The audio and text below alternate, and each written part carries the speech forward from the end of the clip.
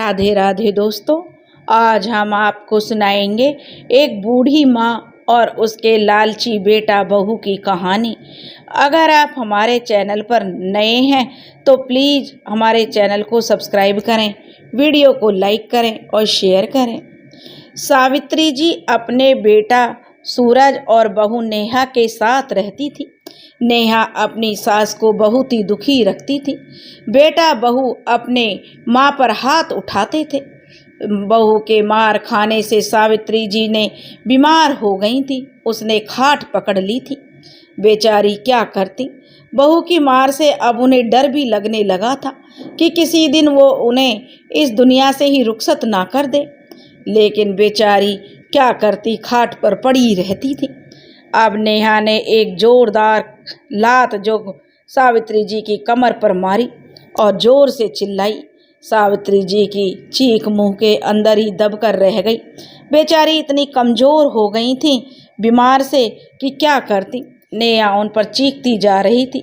उसके शब्द सावित्री जी के दिल पर बहुत ही कठोरता से प्रहार कर रहे थे। आज नेहा की मार खाते वक्त बिस्तर पर ही सावित्री जी का बाथरूम निकल गया था और नेहा के डर से सावित्री जी इतनी सर्दियों में भी गीले बिस्तर पर पड़ी रही।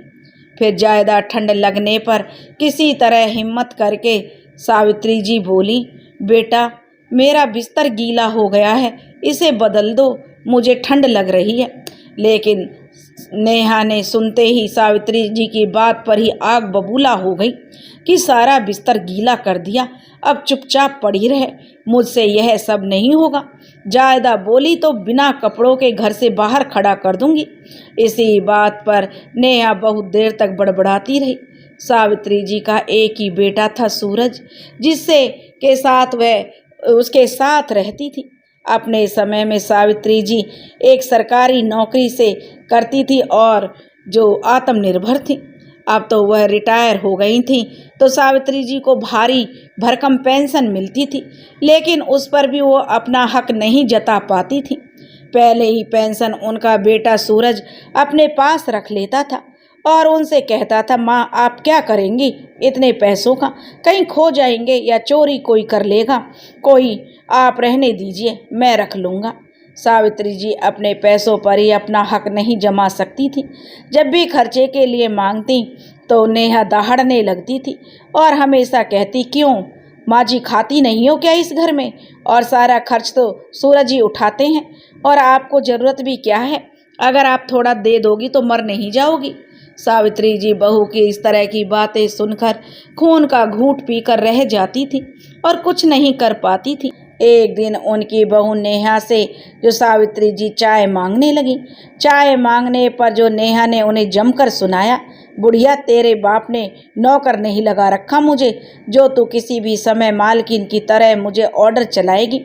इस जायदाद के कारण चुप हूँ जिस पर तू नागिन बनकर बैठी है, नहीं तो तू कब की सड़क पर धूल चाट रही होती।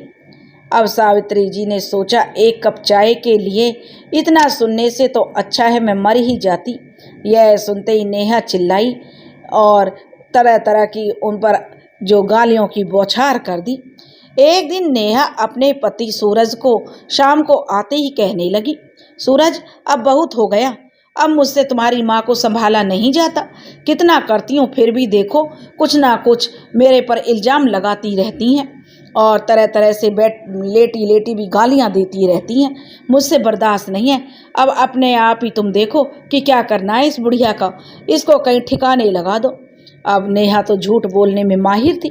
अब सावित्री जो कि बाहर खड़ी सब सुन रही थी, उनके पैर यह सुनकर कांपने लगे। अंदर से सूरज की आवाज़ आई, तुम क्या चाहती हो नेहा, कहाँ भेज दो इनको, झेलना तो पड़ेगा ही। अब नेहा सूरज की बातें सुनकर नाराज होकर बोली, तो तुम ही झेलो, तुम्हारी माँ है, अब मैं नहीं झेलूंगी, मेरा बस चला तो इन्हें किसी दिन जहर दे दूंगी। सूरज नेहा को मनाते हुए कहने लगा, अरे नेहा क्यों नाराज होती हो, बस थोड़ा इंतजार कर लो, मैं बात करूँगा माँ से, एक बार जायदाद अपने नाम करवा लूँ, बस फिर जो चाहे कर लेना। यह सुनते ही बाहर खड़ी सावित्री जी के पैरों से जैसे जमीन ही निकल गई हो। जो चाहो कर लेना, मतलब अगर यह मुझे जहर देगी तो यह देने देगा, लानत है ऐसे बेटे पर। अब सावित्री जी डर के मारे अब बहू से कुछ नहीं बोलती। कुछ दिनों बाद सावित्री जी अब थोड़ा बहुत चलने फिरने लगी थी। आज उन्होंने दोनों की बातें सुन ली थी, जिसके बाद सावित्री जी अपने कमरे में आकर बिस्तर पर लेटते हुए अपने पति को याद करके फूट फूट कर रोने लगी। पति की तस्वीर को देखते ही कहने लगी, तुम होते तो यह सब नहीं होता जी। कितनी अकेली पड़ गई हूँ मैं। अपने पति मोहन राम की याद करके उनके आंसू नहीं रुक रहे थे। घर की सब्जी लाने का काम सावित्री जी का ही था, वो ही किया करती थी। लेकिन उनकी बहू नेहा एक एक पैसे का हिसाब रखती थी और कई बार उन पर हेरा फेरी का इल्ज़ाम भी लगा देती थी।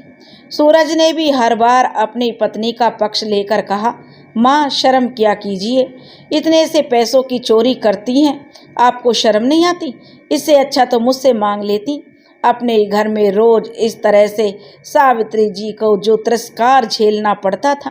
सावित्री जी चौंक कर उठ बैठी और बड़बड़ाते जा रही थी, कुछ तो करना है, क्या करूं? यह तो मुझे जहर दे देगी। अगर मैं मर भी गई तो दोनों को कोई फर्क नहीं पड़ेगा। सावित्री जी दोनों की बात सुनकर तो बहुत दुखी थी।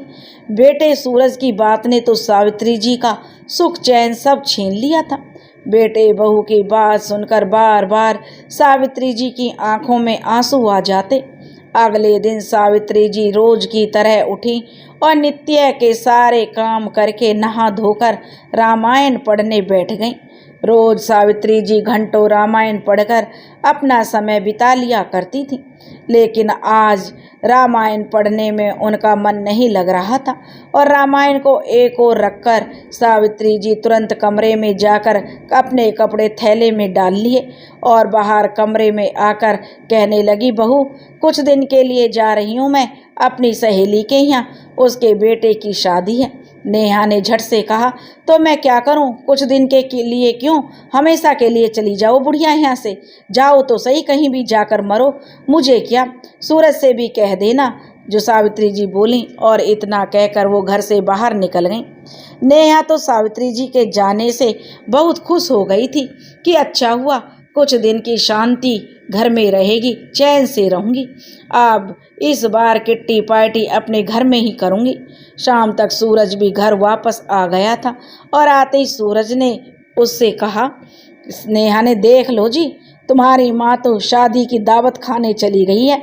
इस उम्र में शादी में जाने के लिए ऐसे उछल कर गई है जैसे घर में कुछ मिलता ही ना हो। सूरज ने कहा, मैं तो कहता हूँ नेहा कहीं मर जाए तो अच्छा है।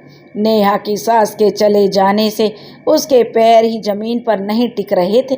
1 हफ्ते से ऊपर का समय हो चुका था और सावित्री जी का ना तो कोई फ़ोन आया और ना ही कोई खबर थी। सुबह नाश्ता करते समय सूरज ने नेहा से पूछा, नेहा माँ कौन सी सहेली के यहाँ गई है, कुछ बताकर गई थी क्या? नेहा ने जो एकदम से चिढ़कर कहा, वह कहाँ कुछ बताई है, बस शादी का बताकर निकल गई। और तुम्हें तो वैसे भी बहुत फिक्र हो रही है, जैसे अपनी माँ से बड़े प्यार करते हो। सूरज ने गुस्से में कहा, अरे नहीं यार नेहा, उनकी पेंशन का टाइम आ गया है, उनको ले जाकर साइन करवाने होते हैं, तब जाकर मुझे पैसे मिलते हैं। यह सुनकर नेहा थोड़ी शांत हो गई और बोली, अच्छा उन्हें फ़ोन करके देख लो। सूरज नेहा की बात मानते हुए तुरंत अपनी माँ को फ़ोन लगाने लगा, लेकिन फ़ोन की घंटी घर में ही जो आ रही थी। सूरज यह सुनकर चौंक गया, अरे यह तो यहीं कहीं बज रहा है। सूरज आवाज़ का अंदाज़ा लगाने लगा और फ़ोन को ढूंढने लगा कि कहाँ से आ रही है आवाज़। नेहा ने भी इधर उधर देखना शुरू किया, लेकिन समझ में नहीं आ रहा था कि कहाँ से आ रही है आवाज़। आवाज़ का पीछा करते करते सूरज घर के मंदिर में पहुँच गया। वहाँ रखा हर सामान चेक किया तो देखा आवाज़ एक किताब के अंदर से आ रही थी।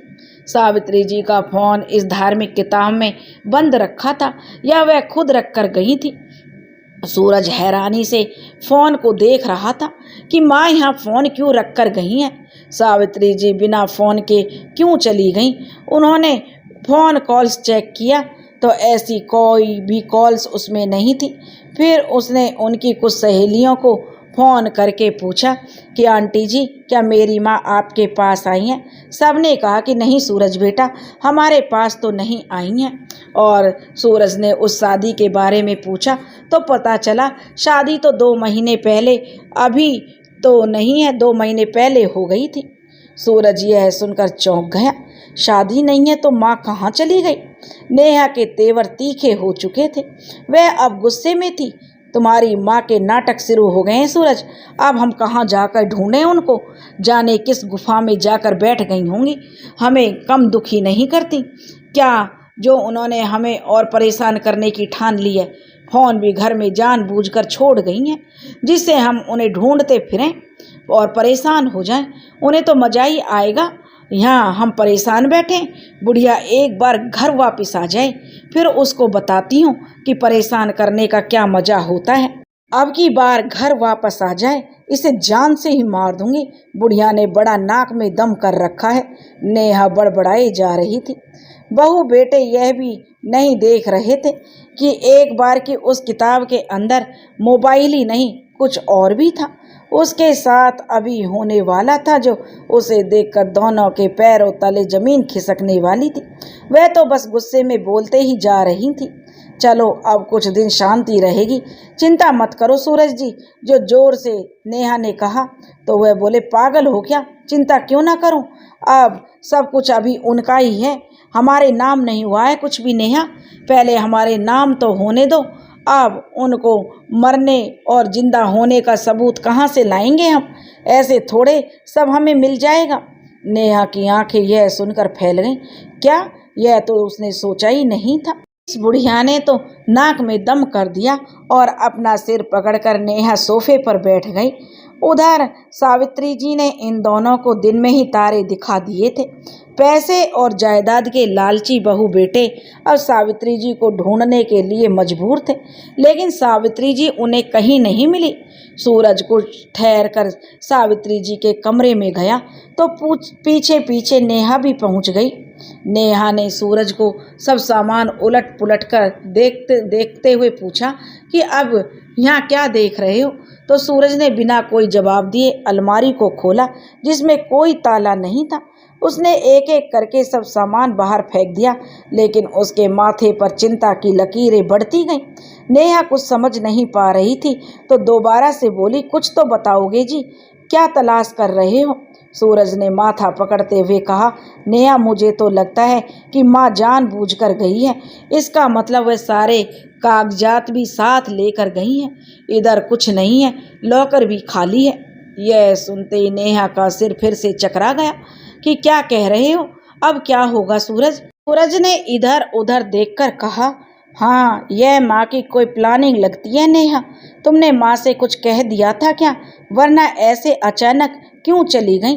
नेहा सुनते ही चिढ़ गई, बोली, सूरज तुम्हारी माँ के मैं मुंह नहीं लगती, समझे तुम? मुझे क्या पड़ी है कि मैं उनसे कुछ कहूँ? सूरज ने नेहा के रूठे हुए चेहरे पर नज़र डाली और फिर बोला, अरे नेहा, यह समय गुस्सा दिखाने का नहीं बल्कि समझदारी दिखाने का है। दिमाग लगाओ कि माँ कहाँ गई होगी।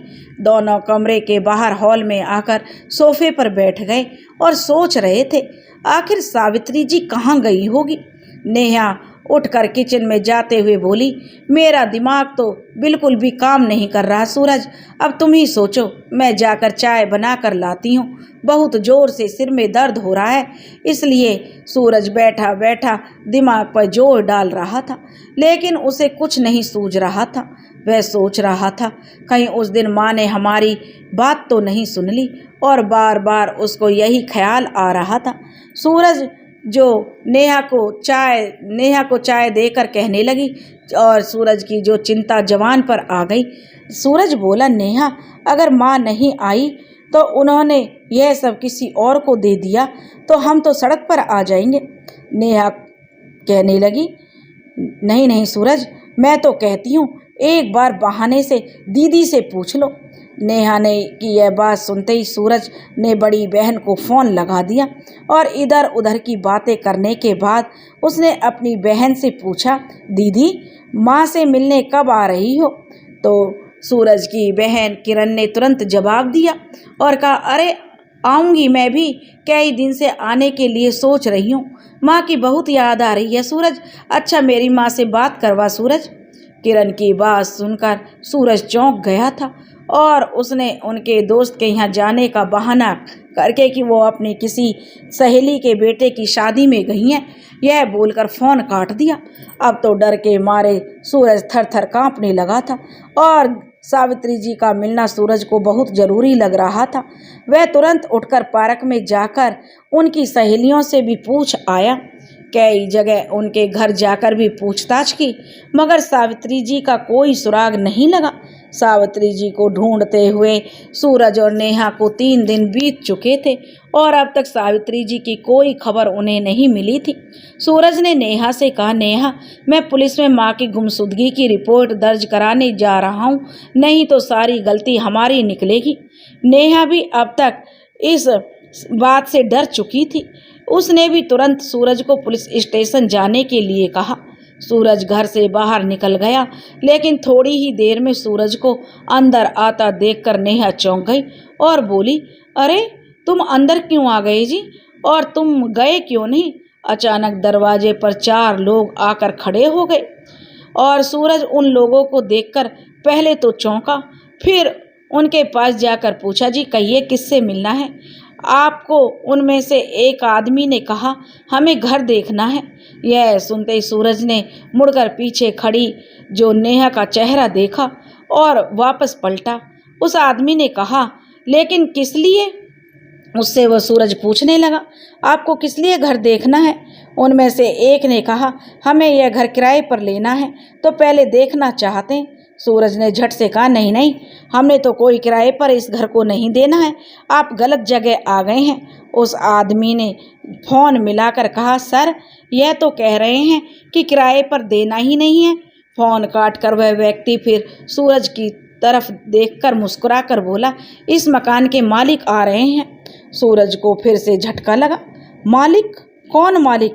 इसकी मालकिन तो सावित्री जी हैं, मेरी माँ हैं। लेकिन सूरज की बात का उस आदमी ने कोई जवाब नहीं दिया और वे लोग वहीं खड़े रहे। सूरज भी बेसब्री से मालिक के आने का इंतजार करने लगा। आधा घंटा बीता और फिर से एक 5वां आदमी दरवाजे पर आकर खड़ा हुआ और आते ही कहा, तुम सूरज हो ना? तो वह सूरज पहले तो चौंका और फिर बोला, हाँ जी मैं ही सूरज हूँ। उस आदमी ने कहा, देखो मैंने यह घर तुम्हारी माँ सावित्री जी से खरीदा है, और क्या सबूत चाहिए तुम्हें? सूरज और नेहा ने उस व्यक्ति के हाथ से पेपर लेकर जल्दी से देखे और फटी आंखों से एक दूसरे को देखने लगे। दोनों के मुंह में जबान नहीं निकली। मालिक ने उस व्यक्ति को फ़ोन करते ही आधे घंटे में बुलडोजर आ चुका था, जिसे बस निर्देश मिलने की देर थी और पूरा घर सफा होने वाला था और सभी लोग आपस में बातें बना रहे थे। नेहा ने आसपास देखकर सूरज से कहा, देखो जरा तुम्हारी माँ के कारण कैसे दिन देखने पड़ रहे हैं। आज सरे आम घर का तमाशा बन चुका है। उस बुढ़िया की तो मैं जान ले लूँगी। तभी अपने गाल पर पड़े चटाक की आवाज़ से नेहा जमीन पर आ गिरी। सावित्री जी गुस्से में बोली, अब शर्म नहीं आ रही ना? अरे यह आवाज़ तो माँ की है। यह सोचते ही नेहा ने नज़र जो ऊपर करके देखा तो उसके पैरों तले जमीन सरक गई। पीछे देखते ही उसकी आंखें हैरत से फटी रह गई। सूरज ने चौंक कर कहा, माँ आप? पीछे से बोलने वाली कोई और नहीं बल्कि सावित्री जी ही थी। घर का तमाशा बन रहा था तो अब शर्म आ रही है? तब तुम्हें शर्म नहीं आई जब तुम्हारी बीवी तुम्हारी ही माँ को जहर देकर मारने की बात कर रही थी और तुमने कहा था जायदाद नाम हो जाने के बाद जो चाहे मर्जी करना। उसको कहने से रोका नहीं था। सूरज का ख्याल ठीक निकला। सावित्री जी ने उस दिन उनकी सारी बातें सुन ली थी और अब सरे आम सावित्री जी की बात सुनते ही वह नजरें झुकाकर खड़ा हो गया। सावित्री जी बोली, क्यों बेटा, शर्म क्यों आ रही है? क्या इसलिए शर्म आ रही है कि मैं अब तुम्हारी करतूतों की पोल पूरी दुनिया के सामने खोल रही हूँ और यह सब देख रहे हैं? सूरज की दशा देखने लायक थी। नेहा सूरज से गुस्से में तिलमिलाते हुए बोली, रोको अपनी माँ को, वरना कुछ भी इल्ज़ाम लगाकर इन्हें जो फंसाने में हमें देर नहीं लगेगी, यह हमें फंसा कर मानेंगी। तब सावित्री जी मुस्कुराकर बोली, मैं भी देखना चाहती हूँ बहू, तुम लोग क्या कर सकते हो। तभी नेहा ने गुस्से में पुलिस को फ़ोन लगा दिया।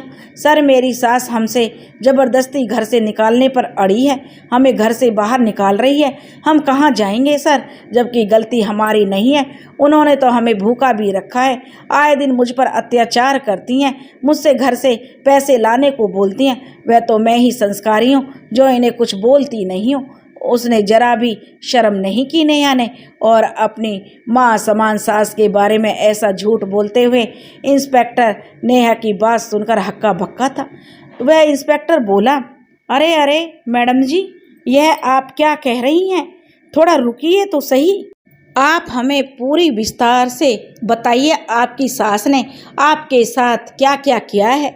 हम तुरंत आते हैं, आप चिंता मत कीजिए।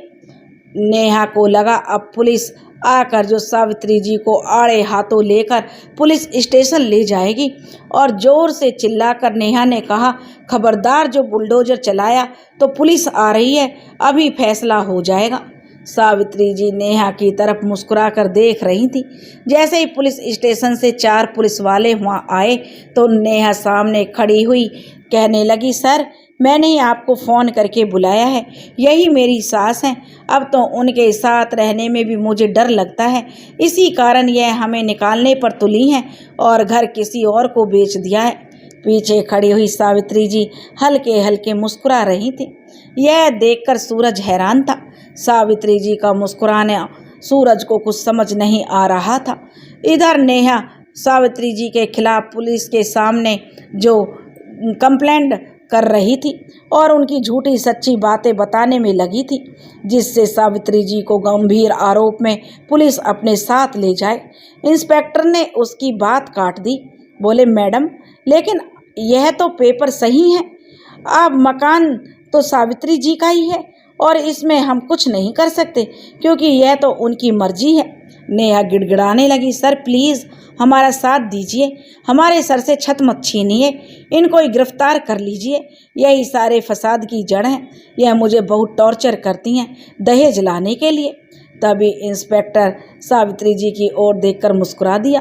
सावित्री जी अपने बहू बेटे से बोली, जरा मेरे कमरे से वह किताब उठा कर लाना जिसमें मैं मोबाइल रख कर गई थी, उसमें तुम लोगों के लिए कुछ सरप्राइज़ है।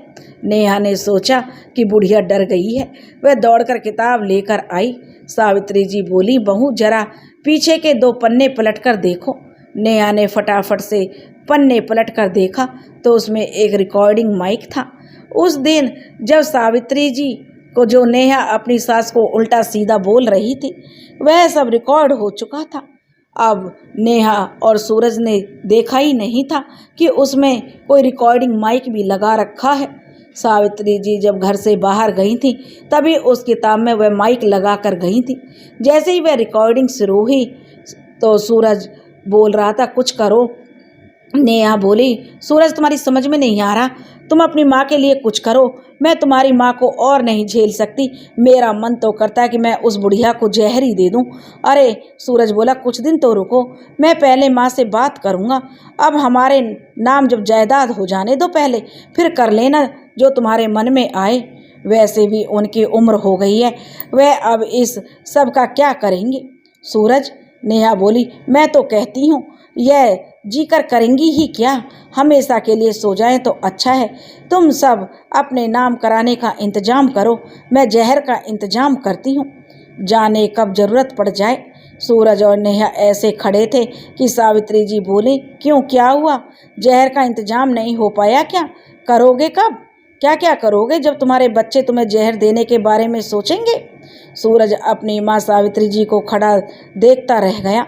सावित्री जी ने झट से कहा, मैंने पहले ही तुम दोनों के खिलाफ FIR कर रखी है क्योंकि मुझे पता था तुम दोनों यही करोगे। नेहा आग बबूला होते हुए चीखने लगी। इस औरत ने अपने बेटे से घर ही छीन लिया। मनहूस औरत है यह आज मैं अब इसको छोड़ूंगी नहीं, इसकी तो मैं जान लेकर रहूंगी। यह कहते हुए नेहा सावित्री जी को सरेआम उल्टा सीधा बोलने लगी, जिस पर सूरज ने तेजी से आगे बढ़कर नेहा के गाल पर एक तमाचा जड़ दिया। सूरज तुरंत अपनी माँ के कदमों में गिर गया और दहाड़े मार मार कर रोने लगा। अब सूरज उनके पैरों में लिपटा हुआ गिड़गिड़ा रहा था। माँ, मुझे माफ़ कर दीजिए, मैं बर्बाद हो जाऊंगा। माँ, मैं तुम्हारा नालायक बेटा हूँ, लेकिन हूँ तो तुम्हारा बेटा ही। सब खत्म हो जाएगा माँ। सावित्री जी गुस्से में आकर कहने लगी, माँ के मरने पर तो कुछ नहीं जाता ना तुम्हारा, जो अपनी इस नीच पत्नी से जहर दिलवा रहे थे।